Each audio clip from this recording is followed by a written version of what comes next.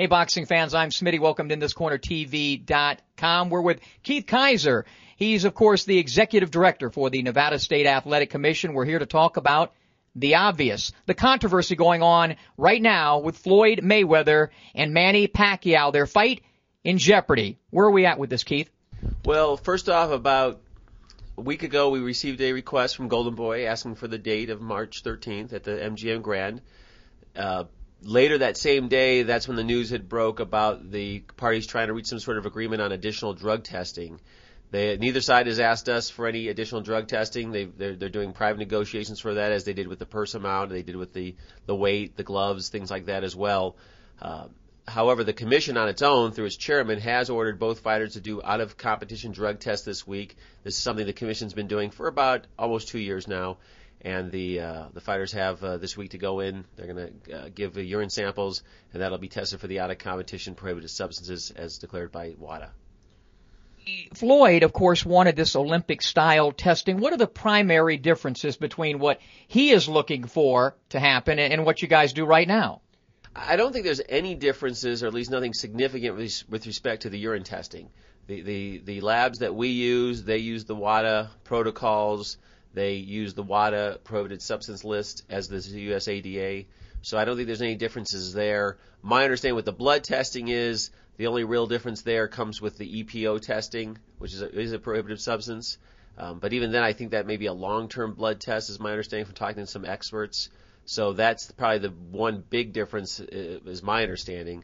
But as far as the steroids go and the other prohibited substances go outside of EPO, the difference is negligible. As we've heard it, and you know it, is the situation, or has the situation been that Pacquiao is concerned about the randomness of the test, and he doesn't want to have his blood taken too close to the fight because he has said that apparently that weakens him? Is that apparently the problem right now with? I don't know why both sides have the positions they have. I can tell you there are risks involved with blood testing that you don't have with urine testing. Obviously, it's a much more invasive test.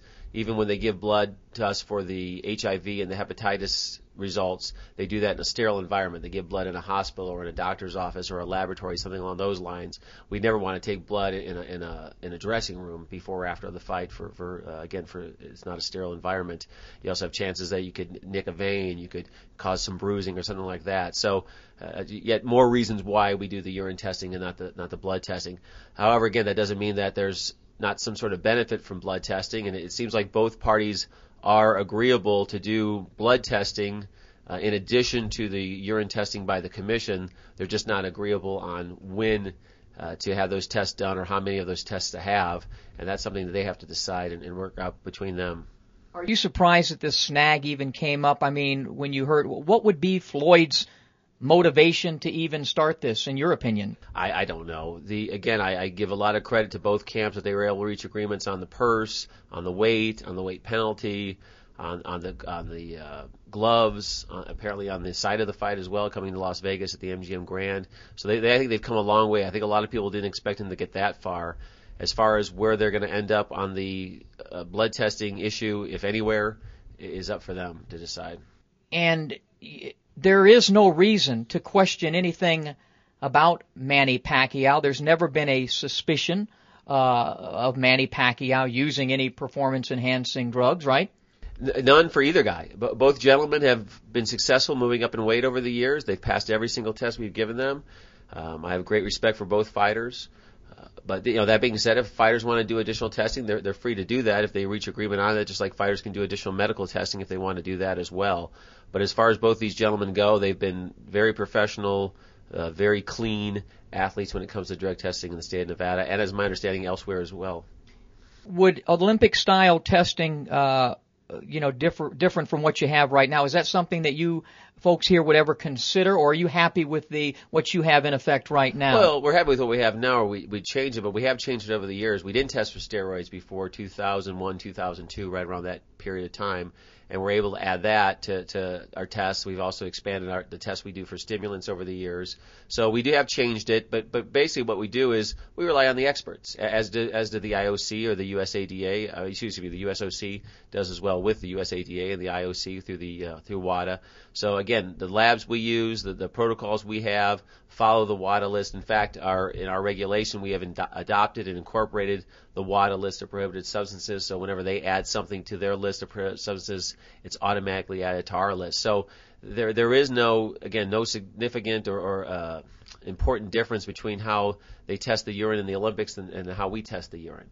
And for the drugs that we deal with, be it steroids or be it drugs of abuse or be it stimulants, the urine tests are there, and we've caught people using it, and we're very confident in those tests.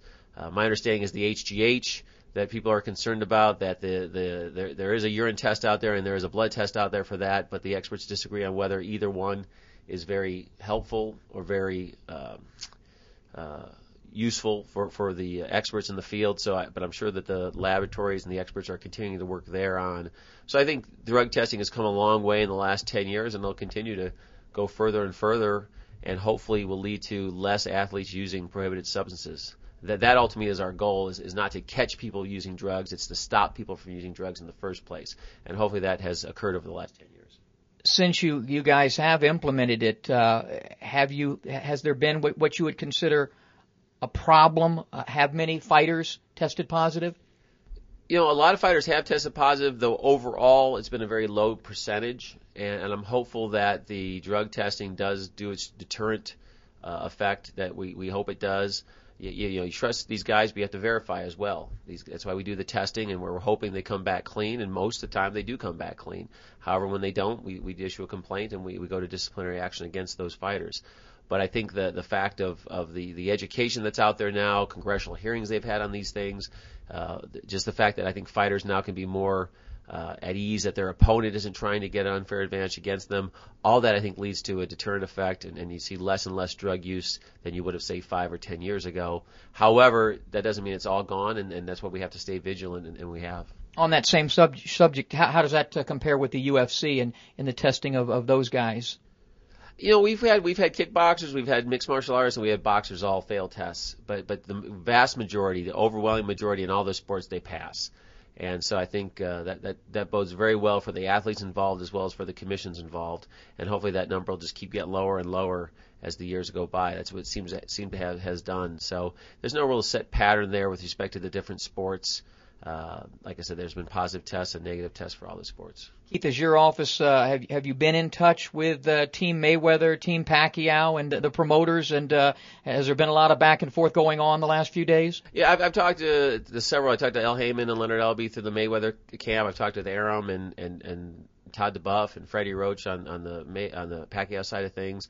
And it seems like they're all still hopeful that they can reach some sort of agreement on this last issue and have the fight.